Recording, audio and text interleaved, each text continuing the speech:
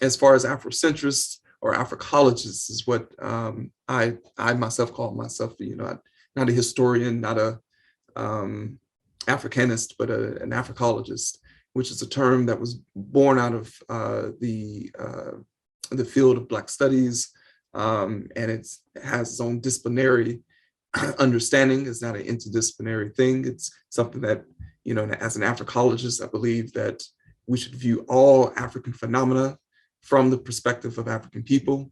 And even when dealing with various data from different fields, you have to reinterpret that data Afrocentrically, remove the Eurocentric interpretations out of it. So from the field that produces Africologists, you have, of course, Asante, who I mentioned before, the works of Ama Mazama.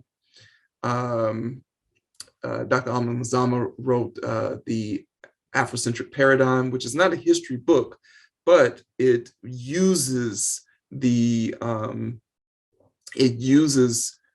historical circumstances and ideologies to try to help people to understand how to think Afrocentrically, so that when you're reading other things that deals with African history and African people, you can start to tease out the Eurocentric notions in the things that you're reading and really understand what's going on in that scholarship. So when you were much younger, tell me about that one. What kind of book were you having access to? So that, of course, when you read, when you have an idea, you need some material to sort of validate it, to test it, to see if what you think is somebody else also thinking about it in this sense. Maybe somebody have written about it. So I'm trying to understand in your days, because even before your time, people have also be writing. So, but I don't know how much really has been written and how much is available for people to consume. So help me with that. So when I was a child, what was I reading? Yeah. So when I was a child, I read some of everything. But it was mostly things from white scholars, because that was the education system I was in. So if not white scholars, but white fiction writers and things of that nature. So my mother, I don't remember this, of course, but but my mother claims that I did not like to read when I was maybe 4 or 5 years old, just starting to read. So she started me off with things like Goosebumps, and I don't know if you've heard of that, but the Boxcar Children and stuff like that. And she would read a book. She would get 2 of the same book, and she would read one copy and I would read the other, and we would see who could finish it the fastest and be able to talk about the most about what all was occurring in that. I do remember that. I do remember doing that exercise with her, but I don't remember not liking to read. As far as I remember, I always liked to read. So, I read a bunch of those types of books, a lot of fiction books, a lot of books in science. I loved science. When I was in middle school, I thought I was going to be, thought I was very interested. Yeah, I thought I was very interested in physics and astrophysics, So when I was in middle school, Neil deGrasse Tyson was kind of a hero of mine, because he was a lone Black man in this field that was challenging a paradigm, which was that there are not 9 planets, there are 8, and that Pluto is not a planet. And he was receiving a whole lot of hate because of that, and I loved him for it, And so although he has said in some interviews, I feel that he wasn't one that robbed Pluto. He just drove the getaway car. That's why he puts it. But so I read a lot of those types of things. I read a lot of fiction that gave me a really good imagination. Fiction is very good. People think that you should only focus on nonfiction, and I think no, fiction is very good. There's a good series out now that's an Afrocentric series, or a series that focuses on African people in fiction. It's called Children of Blood and Bone, that I enjoy. And so so fiction is good, although I don't read much fiction now, but I read very young something that I had to learn later, was from a person that's actually in the more of the scholarly realm, which was W.B. Du Bois. But I read some of his fiction when I was young, particularly a story called The Comet. And so, fiction is very important. But, to understand history itself, when I got into high school, I may have started to focus more on history. And particularly because I was in this history class that, and I went to all Black high school, or historically Black high school, I should say. But the history teacher, this particular history teacher, was a white man who was taught history, of course, from very, very white perspective.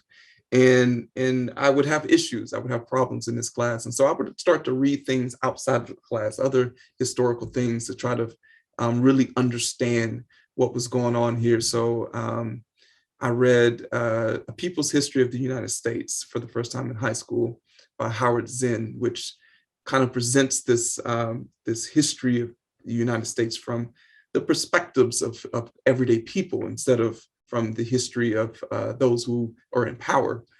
And then I read They Came Before the Mayflower by Lerone Bennett, forgive me, which was a history of enslavement in this country, and people coming to the United States. Or people being brought to the United States, African people, and the whole dynamics of what it meant to be a person who's enslaved, and then looking for citizenry after enslavement, the bifurcation between the North and the South in terms of by 1830, the North was virtually, not completely, but virtually free, and the South, still had a slaveocracy. So those kind of things I started to read. I started to read more things by Black writers, Black poets. Langston Hughes, of course, was top of the list for that. Claude McKay, things by Paul Laurence Dunbar. And then I found this one historian. I liked Du Bois, but who I liked more was Carter G. Woodson. Carter G. Woodson, who focused a lot on African history, and really had this idea that the Western Academy, and even historically Black colleges, focuses entirely on the history of the West, and of the Teuton, as he called Europeans, or those of more Germanic descent. That's an old word for Germanic peoples, of Teuton. And he said, but not enough on that of the African, and viewing things from from African history, and looking at African language and things of that nature. And he wrote this in a little book called The Miseducation of the Negro. And that changed my life. That might have been 10th grade, when I was in high school. From there, I went on to read things like the autobiography of Malcolm X and other things like that. My senior year in high school, I was given a little book that was called The Afrocentric Idea. And I had no idea what I was reading when I was reading it, because it was, to me, it was very convoluted. It was full of all these different theories and ideas and all this stuff. But it was the Afrocentric Idea, written by Molefi Asante. And so it took me some years to have to come back to that book to understand. But what helped me come back to it is, by my last years in college, I was given another book by Asante called The Afrocentric Manifesto. And this one was in more simple terms, and it really explained what Afrocentricity is, what it means to have African agency, what was, African perspectives, and what does it mean to be dislocated, and, all these different things, and what has been the history of people attacking the field of Africana studies, or Black studies, or Africology, as we more like to call it.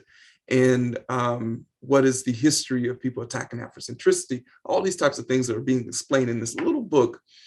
And then I take that and I go back and I start to apply some of the things he's saying in there to the Afrocentric idea, and things become more clear.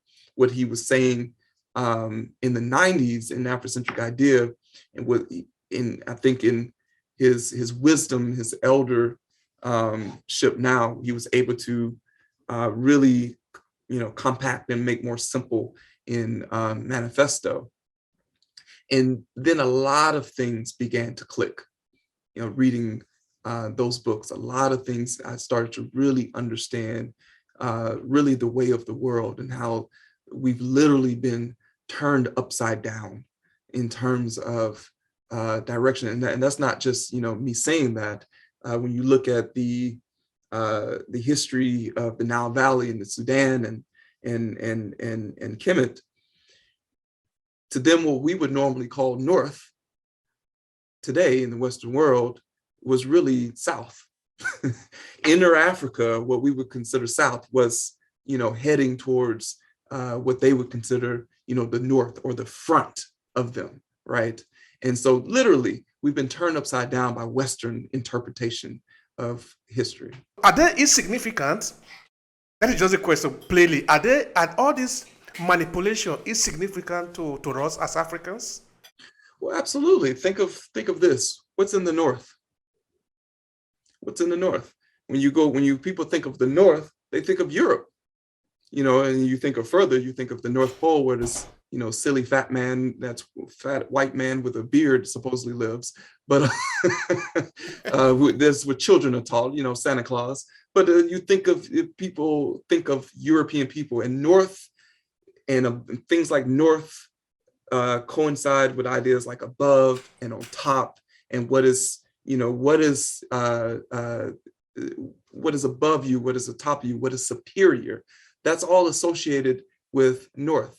That's why De Sousa Santos, he calls his book the epistemologies of the South. What is below that we're pulling from and then making, rebranding, in Eurocentric fashion.